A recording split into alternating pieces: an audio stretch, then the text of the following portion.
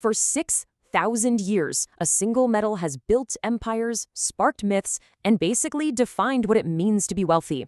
So today, we're diving into the incredible history of gold to figure out how this one simple, shiny rock came to, well, rule the world. The tears of the sun. I mean, right from the very beginning, gold was way more than just a material. Its glow felt different, almost celestial. The Incas literally believed it was the tears of their most powerful god, which just shows you how deep this metal is tied to our sense of wonder. But why, right? Why gold? What is it about this particular metal that has so totally captivated pretty much every culture on Earth for thousands of years? Well, that is the big question, and we're going to dig into it. To start, we have to rewind.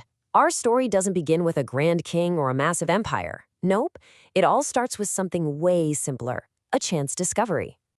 You have to understand, these properties were a total game changer for early humans. Think about it.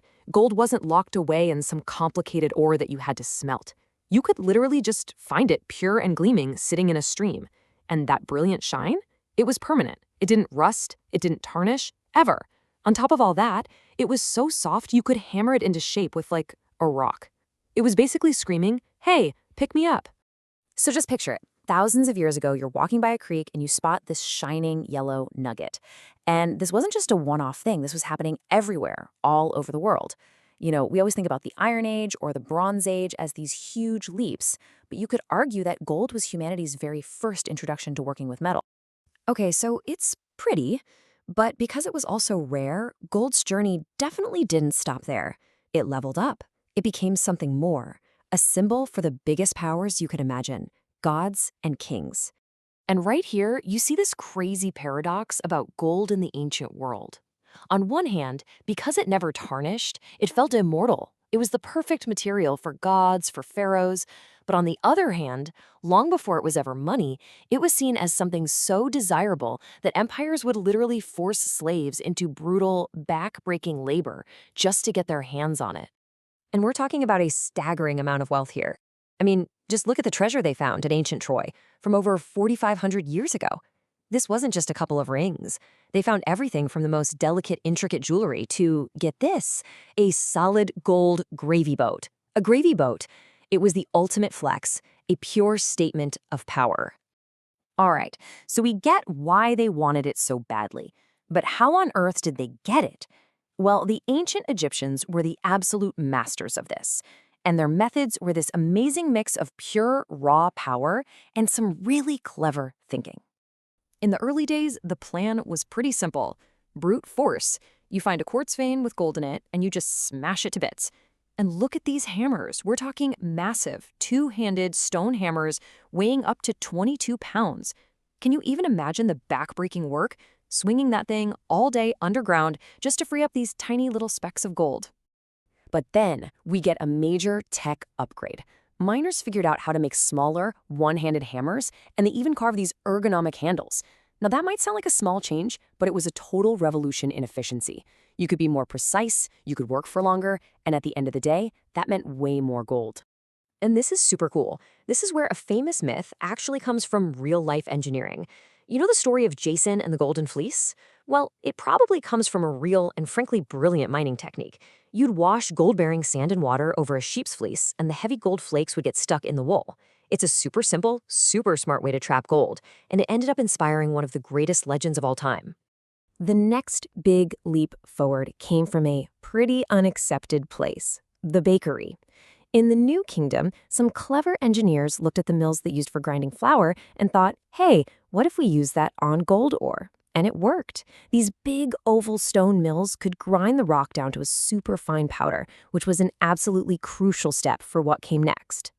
Okay, so let's walk through the whole process. Step 1, crush the big rocks into small pieces. Step 2, use those cool mills to grind the pieces into a fine powder. Step 3, wash that powder with water down a slanted table. The light stuff, the quartz, just washes away. But the gold, which is way heavier, sinks. And what's waiting at the bottom to catch all that precious gold dust? Yep, the sheep's fleece. The whole system comes together. All right, so by now, gold is firmly established. It's the ultimate symbol of wealth, of power.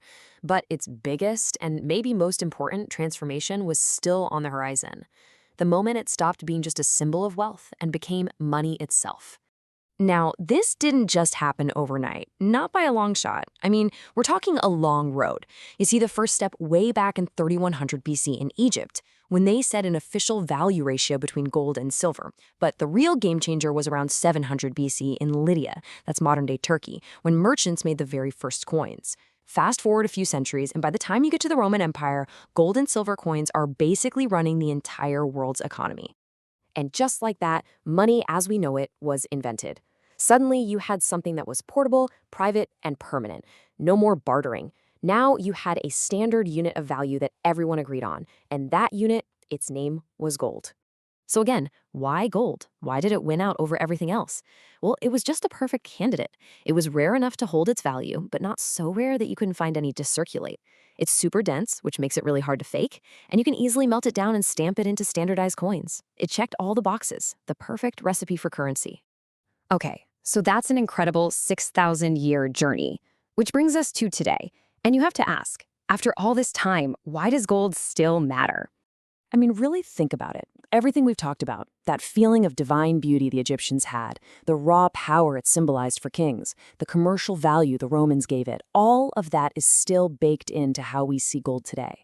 It's outlasted literally every empire, every paper currency, and every government. It's remained the ultimate symbol of something real, something permanent.